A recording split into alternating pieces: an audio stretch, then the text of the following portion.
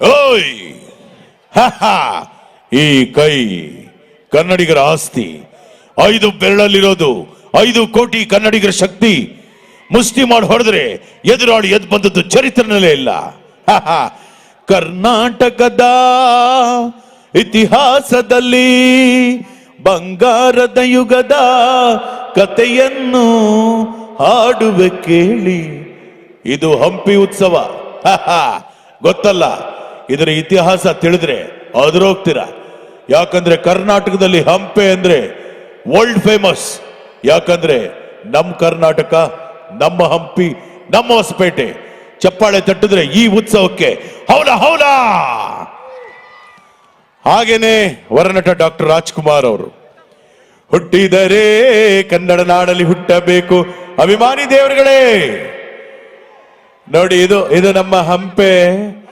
ಯಾಕಂದ್ರೆ ಇಂಥ ಒಂದು ಆ ಕಾಲದಲ್ಲಿ ನಮ್ಮ ಹಂಪೆ ಹೇಗಿತ್ತು ಅಂದ್ರೆ ಮುತ್ತು ರತ್ನಗಳನ್ನ ತರಕಾರಿ ಮಾರ್ತಾರಲ್ಲ, ಹಾಗೆ ರೋಡ್ಗಳಲ್ಲಿ ರಸ್ತೆಗಳಲ್ಲಿ ಮಾರ್ತಾ ಇದ್ರು.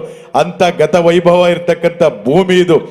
ಸಾಕ್ಷಾತ್ ನಮ್ಮ ವಿರೂಪಾಕ್ಷನ ಆಶೀರ್ವಾದ ಇರ್ತಕ್ಕಂಥ ಊರು ಇದು ನಮ್ಮ ಹಂಪೆ. ಆದ್ರಿಂದ ಇಂಥ ಮಣ್ಣಿನಲ್ಲಿ ನಾವಿದೀವಿ ಅಂದ್ರೆ ಎಷ್ಟು ಪುಣ್ಯ ಮಾಡಿದ್ದೀವಿ ಅಲ್ವಾ. ಅದಕ್ಕೆ ಹೇಳೋದು ಕನ್ನಡ ಕನ್ನಡ ಕನ್ನಡ ನಮ್ಮ ಕರ್ನಾಟಕ.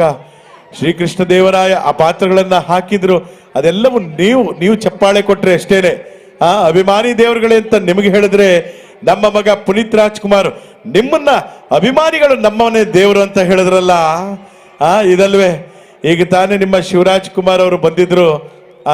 ಯಾಕಂದ್ರೆ ನಮಗೆ ರಾಜಕೀಯ ಗೊತ್ತಿಲ್ಲ, ನಿಮ್ಮನ್ನ ರಂಜಿಸೋದಷ್ಟೇ ಉದ್ದೇಶ. ಅಭಿಮಾನಿ ದೇವರುಗಳೇ ಶರಣಾರ್ಥಿ.